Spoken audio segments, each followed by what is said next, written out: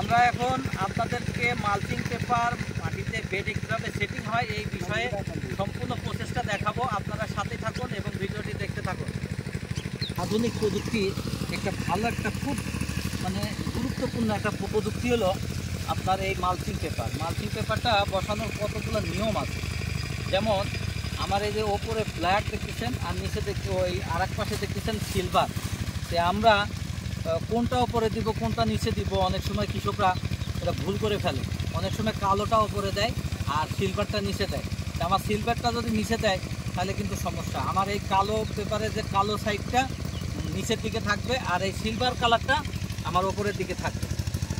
আমি যে আপনাদেরকে বললাম যে কালোটা নিচে যাবে আর সিলভার কালারটা ওপরে থাকবে, এটা কি জন্য? এটার অবশ্যই একটা গুরুত্বপূর্ণ কারণ আছে। কারণটা হলো এই ব্ল্যাকটা নিচে থাকলে পারে আমার সিলভারটা উপরে থাকলে সূর্যের আলোটা এখান থেকে ব্যাক করে, গরমটা আমার মাটিতে নিচের দিকে যায় না। তাহলে আসসালামু আলাইকুম, আমি মোহাম্মদ সেলিম হোসেন, উপসহকারী কৃষি অফিসার। সবসময় আপনাদের সামনে বিভিন্ন ধরনের প্রযুক্তি নিয়ে আসি।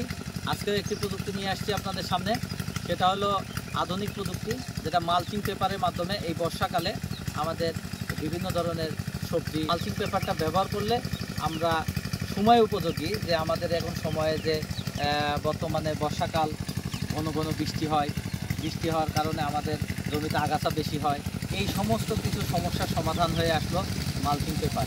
এই মালচিং পেপারটা দিয়ে আমরা এখানে একটা প্রজেক্ট হাতে নিয়েছি। আমরা মালচিং পেপারের মাধ্যমে গ্রাফটিং টমেটো, মানে সামার টমেটো যেটা বলে গ্রীষ্মকালীন টমেটো, আমরা এখানে রোপণ করব।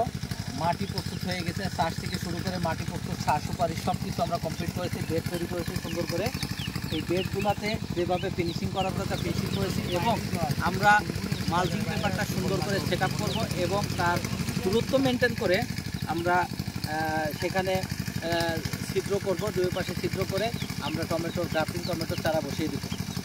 কারণ এই প্রযুক্তিটা আমরা কেন হাতে নিচ্ছি, গ্রাফটিং চারা তো আমরা সরাসরি মাটিতেও দিতে পারি, জমিতেও দিতে পারি, কিন্তু সেটাতে আমাদের লসের পরিমাণটা বেশি হয়। কী কারণে লসের পরিমাণ হয়?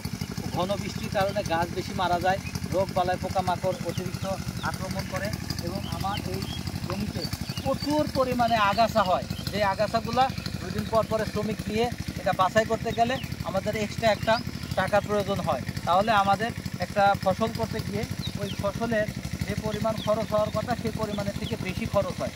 তাহলে আমাদের শ্রমিক সাশ্রয়ী এবং আমাদের ফসল উৎপাদনে খরচটাও কম হয়। এই শুধুমাত্র এই মালচিং পেপার ব্যবহারের কারণে আমাদের ফসলটা ভালো হবে এবং আগাম হবে। আমরা এটা উচ্চ মূল্যে বিক্রি করতে পারবো, তাহলে আমার কৃষক লাভবান হবে।